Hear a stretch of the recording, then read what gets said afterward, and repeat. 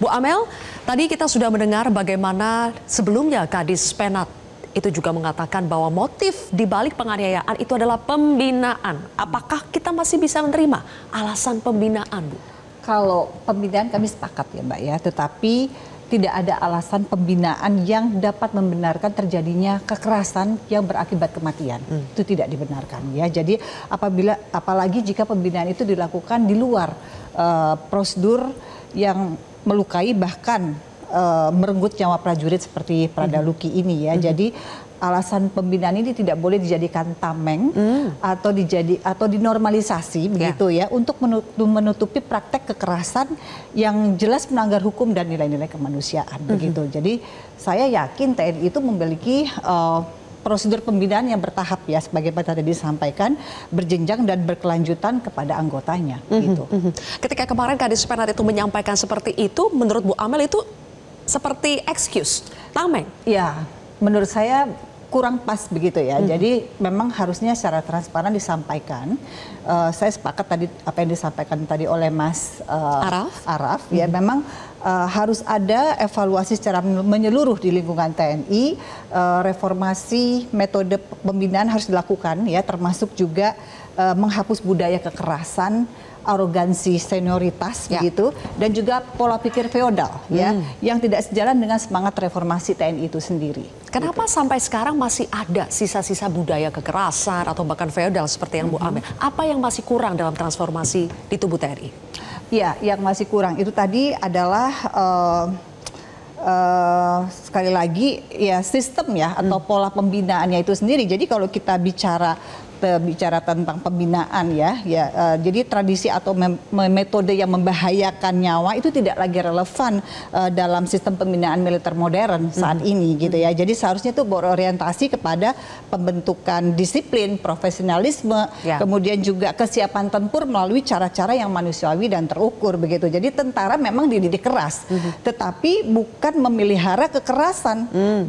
Disiplin itu memang sebuah budaya di dalam militer ya, tetapi juga harus terukur dan menjunjung tinggi nilai-nilai kemanusiaan. Ya, kenapa kemudian kita akhirnya membahas ini lagi? Karena sebelumnya sudah ada peristiwa-peristiwa serupa. Boleh teman-teman tampilkan, dan ini baru saja terjadi dari 2023 sampai 2022. Kami coba mengambil beberapa peristiwa terkini. Boleh ditampilkan teman-teman, ada kasus apa saja yang juga waktu itu menyentak perhatian publik. Ada kasus dari Prada Marsandi Darmawan di Sorong tahun 2022. Ada lagi Prada MAP di Malinau tahun 2022. Prada Muhammad Indra Wijaya di Biak tahun 2022 dan Prada MZR di Ambarawa tahun 2023. Kalau kita lihat ini memang prajurit baru ya. Apa yang salah, Mas Fahmi?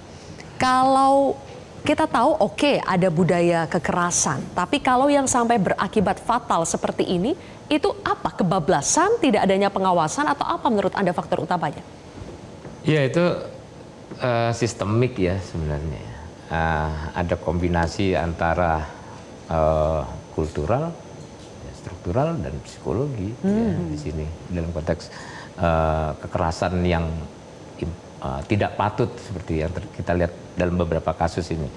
Jadi pelakunya memang individu-individu ya, tapi dia berada dalam ekosistem yang bisa dikatakan cenderung bermasalah ya. Padahal sebenarnya seperti yang dikatakan Mas Araf tadi ya, kalau kepemimpinan mikro itu misalnya ya, komandan regu, komandan peleton, komandan kompi itu kepemimpinannya efektif ya, dan punya ada keteladanan juga, saya kira itu juga akan menurunkan potensi kekerasan. Kemudian yang kedua, pengawasan juga jelas bermasalah dalam ini. Artinya sampai ada pembiaran itu kan sudah jelas sudah sesuatu yang sangat buruk ya. Kemudian yang ketiga ya norma yang dijalankan sehari-hari di dalam kesatuan itu. Itu juga saya kira bermasalah. Jadi kalau kita lihat dalam konteks seniornya ini ya, kalau lingkungannya bagus, tadi ekosistemnya oke gitu ya, saya kira ruang untuk terjadinya kekerasan yang tidak patut, penganiayaan lah kita sebut secara lugas gitu ya, penganiayaan seperti ini kemungkinan terjadinya lebih kecil. Ya. Semuanya tergantung lingkungannya. Ya, kemudian yang kedua, yang lain kalau dia lingkungannya bermasalah, kemungkinan terjadinya lebih besar. Termasuk juga ya dalam hal ini prajurit yang mungkin ketika dia keluar pendidikan, ya para seniornya Praduluki ini misalnya, mungkin dia bagus, masih bagus ya, tapi karena dia berada dalam satuan yang kemudian buruk ya dalam pengawasan, dalam kepemimpinan, dalam apa namanya menjalankan norma-norma yang berlaku gitu ya, yang dilakukan di lingkungan militer itu buruk ya. Yang bagus tadi, yang bermoral, katakan bermoral tinggi, integritasnya tinggi, itu juga bisa jadi jelek. Terbawa arus. Iya. Tapi sebaliknya kalau yang apa lingkungannya bagus, prajurit yang biasa-biasa saja itu juga bisa akan baik. Jelajahi cara baru mendapatkan informasi. Download Metro TV Extend sekarang.